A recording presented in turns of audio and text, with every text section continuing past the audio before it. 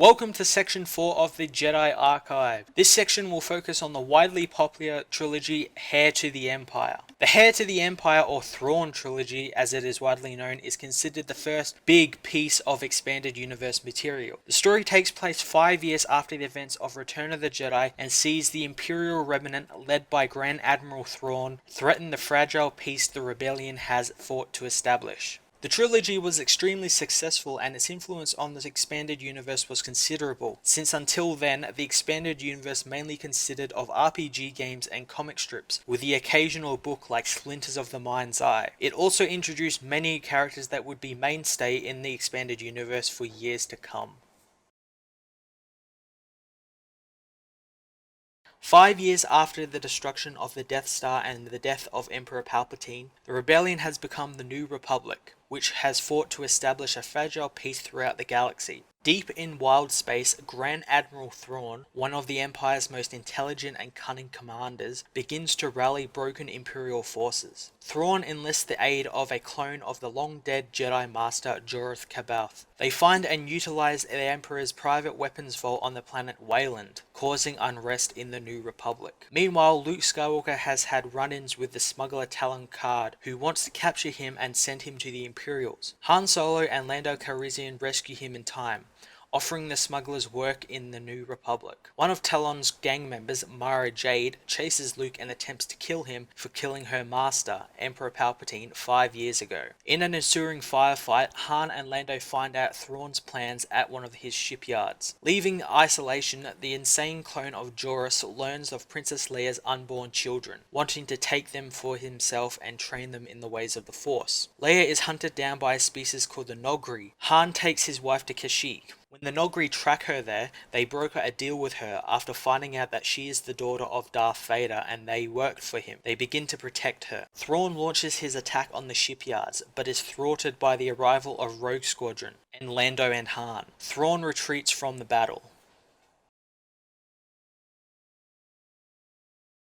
After the events at the shipyard, Talon Karrde and his smugglers are on the run from Thrawn and the Imperial Navy. Meanwhile, Luke tracks Jorah to the planet Jomark and begins his training under him. Mara Jade discovers she must help Luke again and goes to the planet to rescue him. Both fight the insane clone and escape. They both infiltrate the Imperial army and rescue Talon. While trying to find Delta Source, the spy within the New Republic, Han and Lando discover evidence that shows a Bothan senator's advisor is in league with the spy and Thrawn. Before more clues can be found, Thrawn attacks the planet, with Han and Lando saved by the legendary Garm Bel Iblis, one of the original members of the Alliance to restore the Republic. Garm declines to help the New Republic stop Thrawn, as he has personal problems with the current Chief of State Mon Mothma. On Kashyyyk, Leia and her new Noghri bodyguards go to Hongor, the destroyed planet of the Noghri. Leia succeeds in getting their entire race to side with the New Republic, which in turn expose Thrawn and the Empire as the ones who destroyed their planet. Meanwhile, Talon contacts the New Republic, telling them that one of his old captains have exposed the secret of the legendary Katana fleet to Thrawn. The infamous fleet consists of 200 dreadnoughts, which in the hands of Thrawn would turn the tide of the war. During the battle for the fleet, Thrawn escaped with most of them, with the Republic forces destroying and claiming some.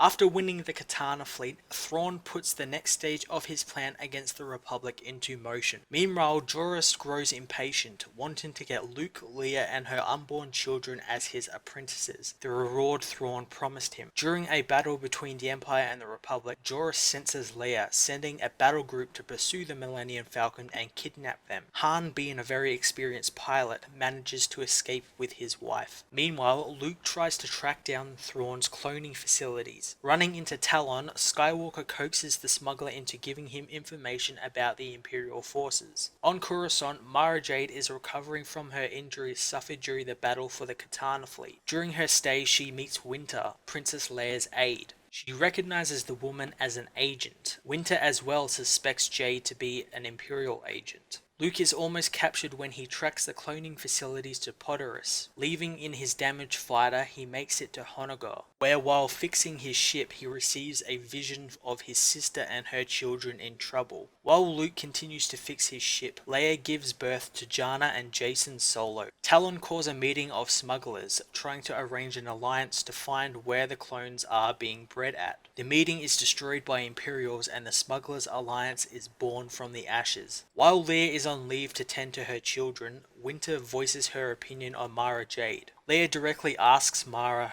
who reveals she was once the Emperor's hand, a special Force-sensitive agent who received orders directly from Palpatine. After an assassination attempt, Mara tells Leia about Wayland and the Emperor's secret base there. After suffering from a defeat, Thrawn is interrupted by Joruus, who is enraged his recent kidnapping attempt failed. As Thrawn attacks Coruscant and forces them to raise the planetary shields, Joruus returns to Wayland to wait for his Jedi apprentices. In the ensuing fight on Coruscant, Leia, Winter and Garm uncover the identity of Delta Source. Mara Jade pinpoints the location of Wayland and heads to Mount Tantis. As her, Han, Luke and the others hike up the mountain, Luke trains her to sharpen her Force abilities. With the help of the Smugglers Alliance, the Republic launch an attack to gain an Imperial gravity machine that will help clear the space around Coruscant, freeing it of the asteroids Thrawn used on the attack on the planet. Learning that Mara has gone to Wayland, Talon groups with Leia as they both head to the planet to find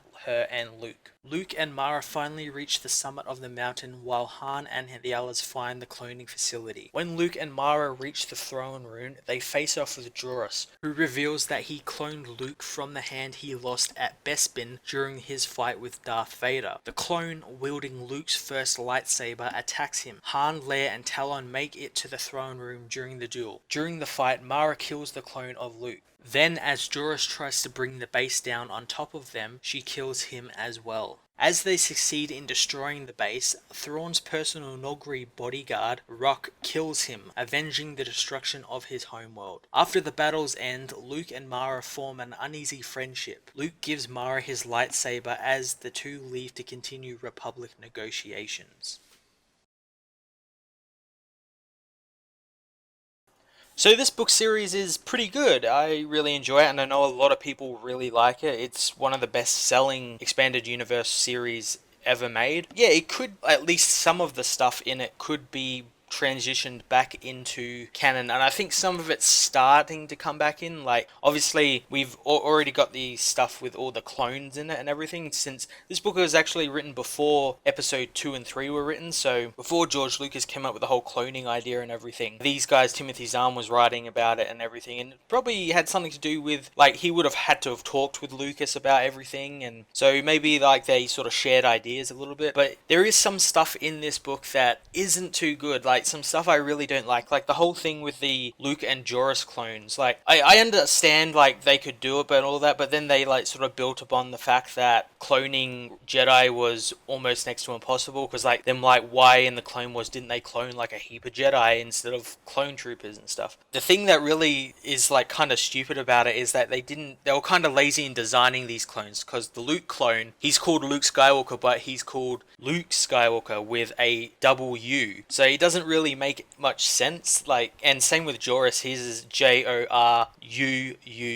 Like, doesn't, like, it seems a bit lazy, you know, just to sort of name that. Like, he couldn't come up with something different. Like, he could have named them something different, like completely different, but chose to sort of just add an extra letter to each of their names. Like, it doesn't make much sense. But yeah, there's some really cool stuff. Obviously there's Mara Jade, and she could appear in the book, since we've seen that in the Darth Vader comics and like Vader Down and everything, that the Emperor is sort of looking for other apprentices and stuff like that, and she was kind of his apprentice. She was like a secret go-to assassin for him, and he sort of has those already. Like, there was one in Lando which he contacted directly and everything, so I could see her coming back in. And also they could roll her character into another character, so say something like this Sana Solo that appeared in the Star Wars comic. They could roll her into that, since she kind of acts like Mara Jade in a way. She's like this smuggler with some secret past, so I could see them rolling it into her. And obviously she probably won't be Luke's wife, since in the expanded universe they eventually get married and have a son. I don't think that's going to be happening. I think it's going to be someone else in the movies. But there is some really cool stuff in this book. Obviously Thrawn, and there's hints that he might be appearing in Star Wars Rebels, maybe. We don't really know, there were only rumors, but he could, because he'd been around for quite a while. He was part of like the Republic, and then he like sort of went out into deep space and was sort of, I guess, exiled a little bit, and then sort of came back after the Republic was reformed after the Empire and everything. So I could see him coming back like in Rebels, and then sort of at the end of Rebels, or whenever his cameo ends in that, sort of be sent off into like the unknown reaches. Maybe he was part of that exploration that went into the unknown reaches that was referenced in Star Wars Aftermath, and sort of found the First Order. It would be something like that. Some really cool stuff in here, some really not too cool stuff, but other than that, it's a really good read, and I suggest people go out and read it. I think there's like an omnibus edition, there's like audio books of it. I think there was even some comics made of it, so, some different comics made from each of the books. Obviously they cut some stuff out, but